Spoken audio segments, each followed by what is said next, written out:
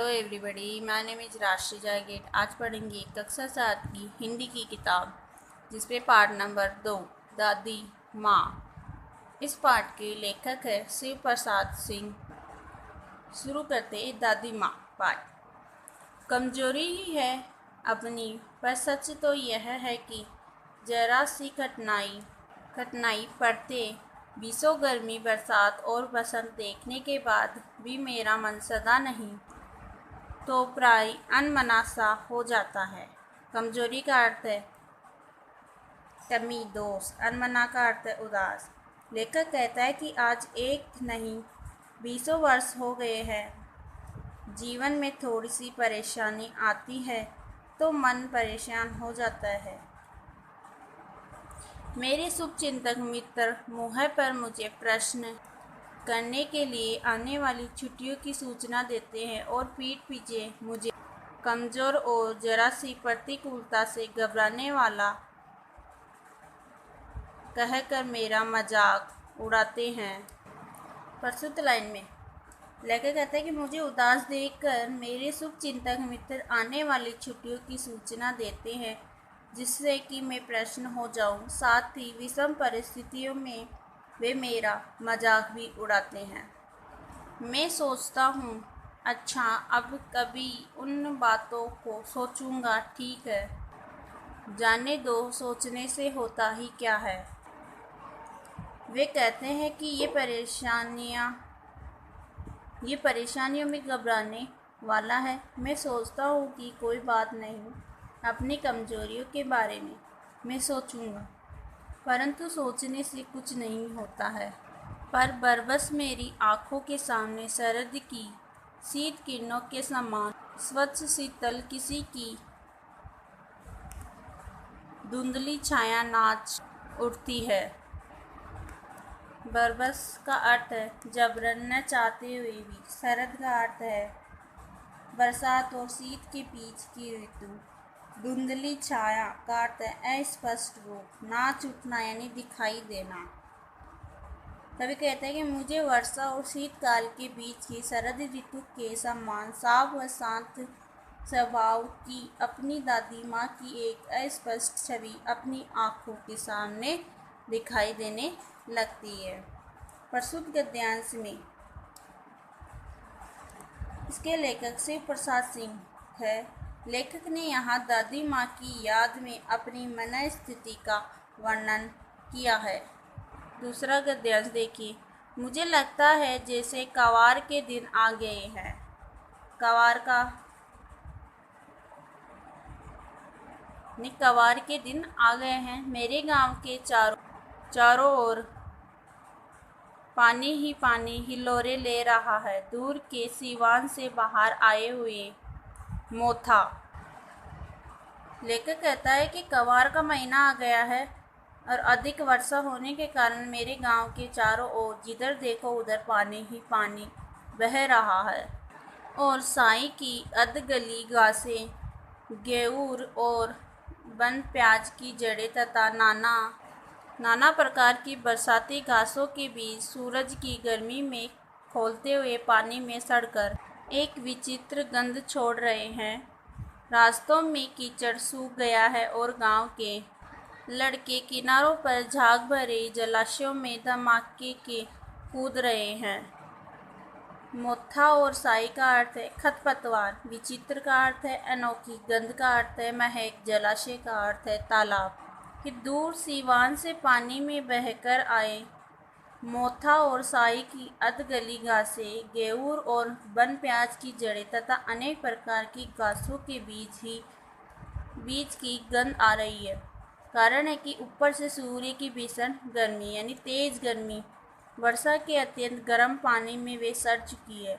वर्षा के कारण जो कीचड़ था वह गर्मी पड़ने से सूख गया है। गांव के लड़के तालाबों में नहाने के लिए धमाके से कूद रहे हैं। प्रस्तुत गद्यांश में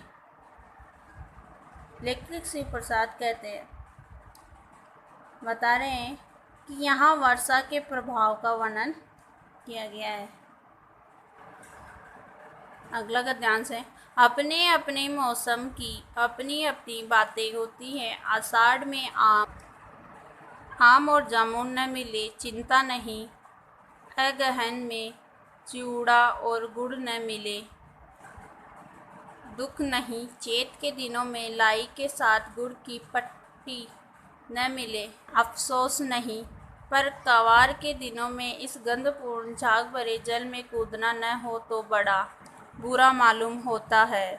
चिवड़े का अर्थ होता है भुने हुए चावल, चैत का अर्थ है चैत यानी वर्ष का पहला मास, लाई का अर्थ है खील, कवार का अर्थ है आश्विन मास, वर्षा ऋतु का अंतिम महीना।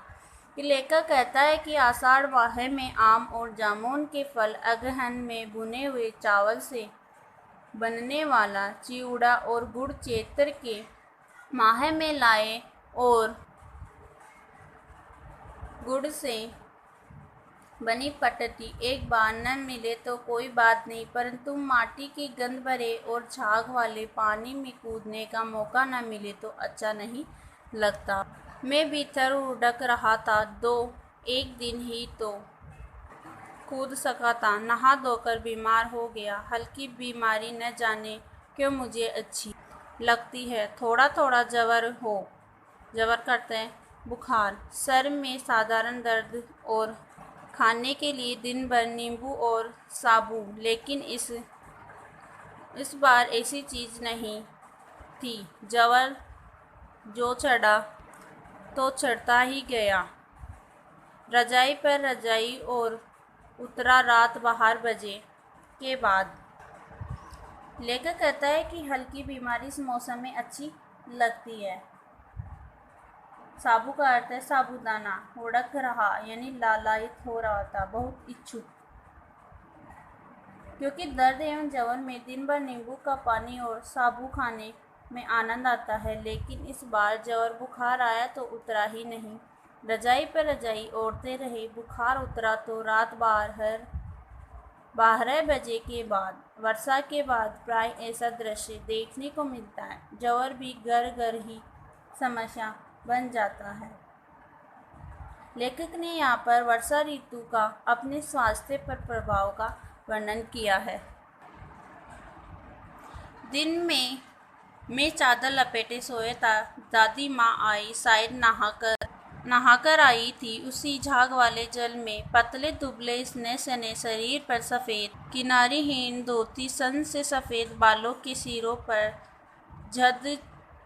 सद टपके हुए जल की शीतलता आते ही उन्होंने सर पेट छुए, आँच की गांठ खोल किसी